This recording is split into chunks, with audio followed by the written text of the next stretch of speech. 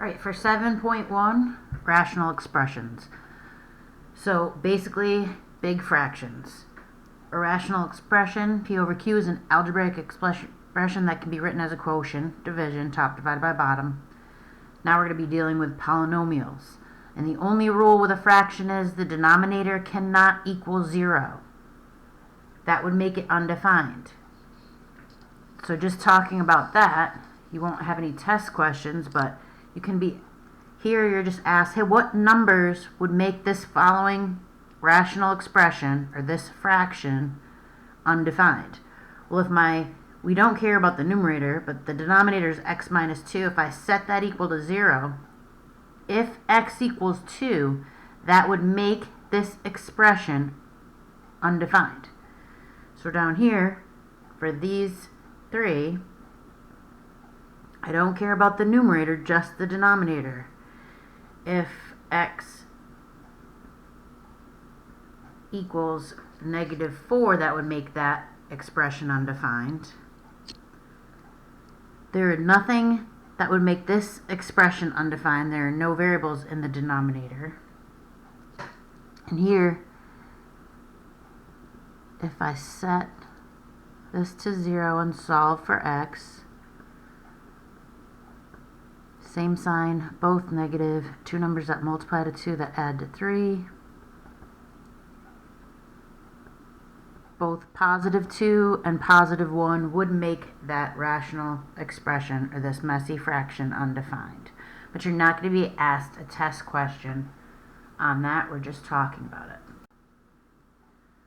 So in this chapter, we're going to go through the rules of fractions. The first one is simplifying.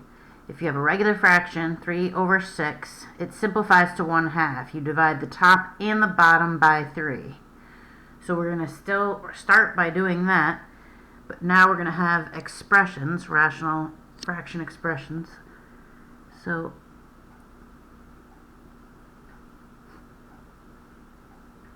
if I write these two x's out in expanded notation, you'll notice that this will cancel to 1. Anything on the top and bottom divides out to 1. A negative over a positive is going to be negative. 4/16 reduced to, I have 1 4 on top, 4 on the bottom. I'm dividing them both by 4, and that x is left in the numerator on the top. This is a review of Algebra 1. This makes this Algebra 2. Before I reduce anything from the top and bottom, I must factor completely. My numerator is factored. However, I have a GCF, a common factor of an a in the bottom. So I'm going to pull out an a of both terms. Factors out to a plus 7. Now I can look and see if there's anything on the top and bottom that I can cancel. They have a common factor of a. This whole a plus 7 is a factor in itself. And that's simplified completely. So here I'm continuing. I'm going to simplify these fractions, rational expressions. I have no addition or subtraction signs, so this is just Algebra 1. However, I can write this in expanded notation if I want.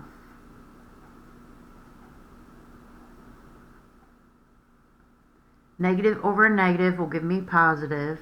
12 divided by 6 is 2, because of 12 is 2 6s here, 1 there, so it reduces to 2.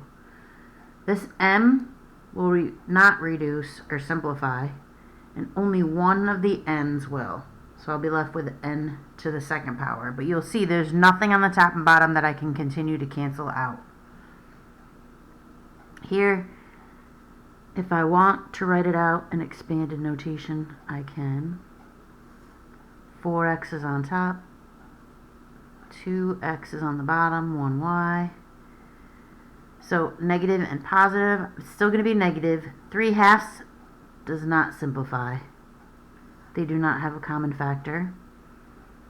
2 of my x's will simplify out, divide out to 1 whole.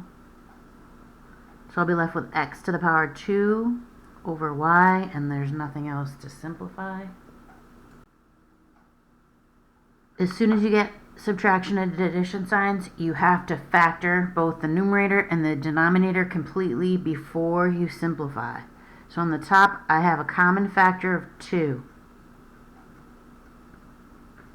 Divide the 2 out of both of them. Down here, I have another 2. 2 times 2x will give me 4 plus 3. So the 2's simplify or divide out, and I'm left with a factor of x minus 4 over 2x plus 3. Here my numerator is already factored completely.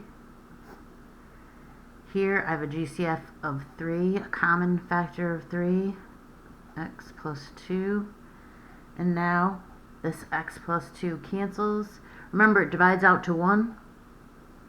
Anything divided by itself is 1, so it's 1/3. The 3 is in the denominator, it stays in the denominator. I'm going to simplify this fraction. I'm going to factor completely first. Common factor of 4.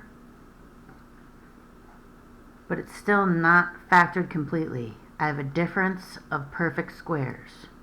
So I'm going to bring the 4 down. 2 sets of parentheses, square root, one of each sign for the numerator. In the denominator, I have a trinomial, leading coefficient 1. 2 sets of parentheses, break up my x. Both same sign, both positive. 2 numbers that multiply to 2 that add to 3. So I have a common factor of x plus 1.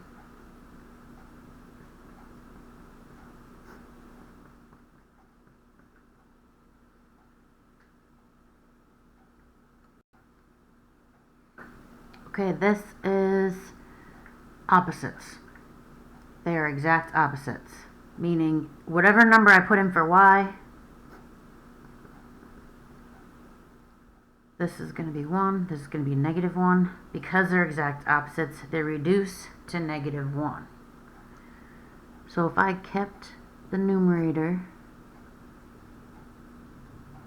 rearranged the denominator, and then if I factor a -1 out of here,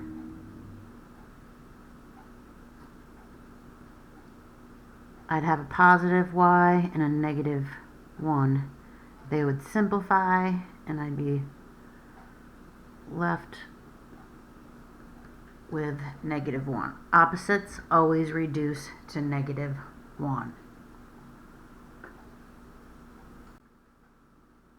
I have to factor completely the numerator, GCF of 3.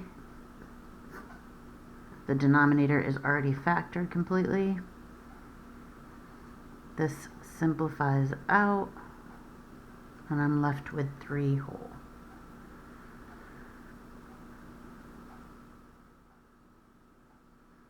Here, I'm going to factor both the numerator and denominator completely. I have a difference of squares here. 2 sets of parentheses, x, same sign, both negative. 2 numbers that multiply to 2. That combined to -3. These, anything on the top and bottom can cancel. They don't have to be exactly on top of each other. The order doesn't matter in multiplication. They can be shuffled around.